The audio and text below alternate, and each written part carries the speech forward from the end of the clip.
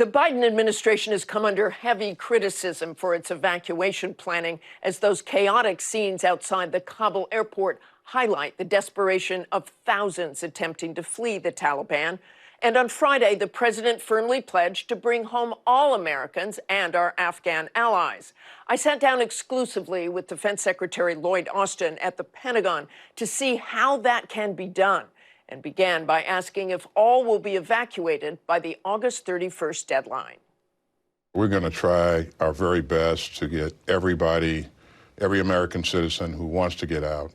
And we continue to look at different ways and creative ways to reach out and contact American citizens and help them get into the airfield. You said American citizens. What about those Afghans? What about those interpreters? What about the people who are desperately calling? Absolutely. The people that are in the special immigrant visa program are very, very important to us, and these would be the interpreters and many of the staff that supported our embassy and other embassies, by the way.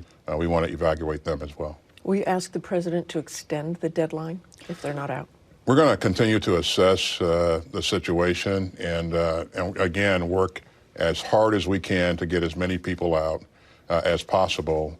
And as we approach that deadline, we'll make a recommendation to the president. Why aren't American troops able to go out into Kabul and help those Americans, help those Afghans who helped Americans get to the airport?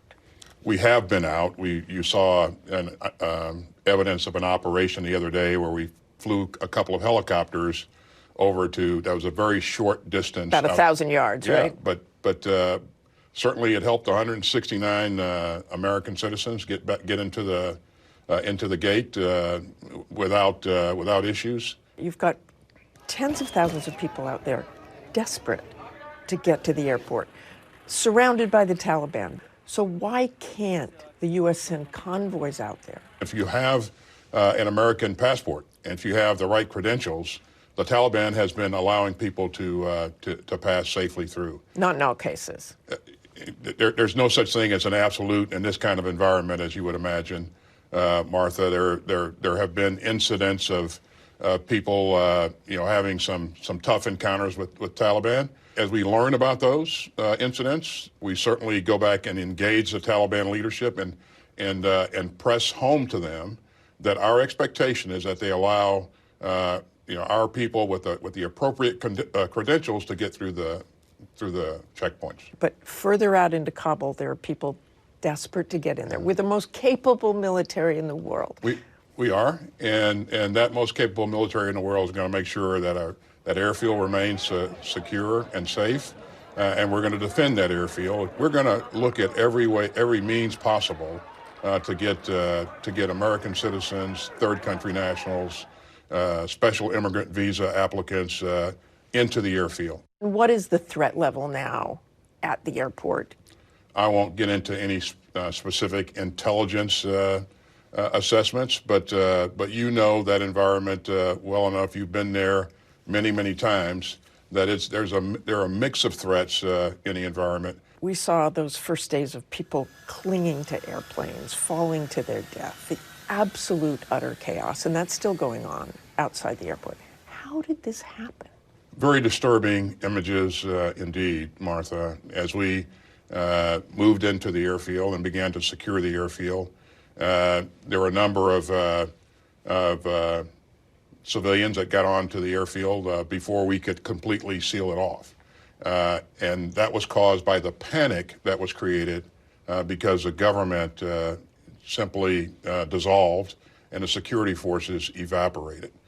The president told our George Stephanopoulos that he doesn't think this exit could have been handled any better way, that chaos would ensue no matter what. Do you agree with that? I agree that if the government collapses to the degree that it did, if the security forces evaporate at the speed that they did, you will clearly have chaos, and that's what we saw. Let's go back to the planning. We closed Bagram. I was over there with General Miller, And there were concerns about closing Bagram. There were concerns about Afghan interpreters at the point.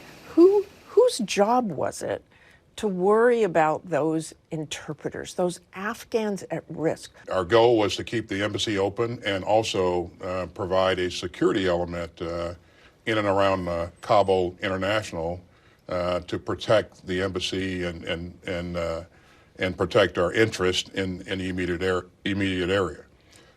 In terms of whose job it was to address the special immigrant visa applicants, it's all of our job. It's an interagency process that's really honchoed or led by the State Department, but it's all of our responsibility. Are you going to get them all out of there? I know all your people here are working hard, but there's no real way to get this done right now. I'm sure that if people, 5 days ago looked at where we were, they would say you probably can't get very much done at all. If you look at what we're doing now and evacuating thousands of people every day, it really has been a tremendous piece of work. In terms of what we'll be able to accomplish going forward, we can't place a specific figure on exactly what we'll be able to do. But I'll just tell you that we're going to try to exceed expectations and do as much as we can and take care of as many people as we can for as long as we can. I know the president has said that the intelligence absolutely did not show that the Taliban could take over in 11 days. What's the earliest you were aware that could happen? There were assessments that ranged initially from 1 to 2 years to several months, but it was a wide range of assessments. And as the Taliban began to make gains, and then we saw that in a number of cases there was less fighting and more surrendering and more forces just kind of evaporating, it was very difficult to predict with accuracy. This all occurred in a span of about 11 days. Nobody predicted that the government would fall in 11 days. When you look at the planning, I mean, Joe Biden has said he wanted to get out of there for years and years. So it was probably pretty certain that he would say that. Do you believe, as you look at it now, and the military loves to plan for the worst case, that the planning was acceptable and appropriate? I do, based upon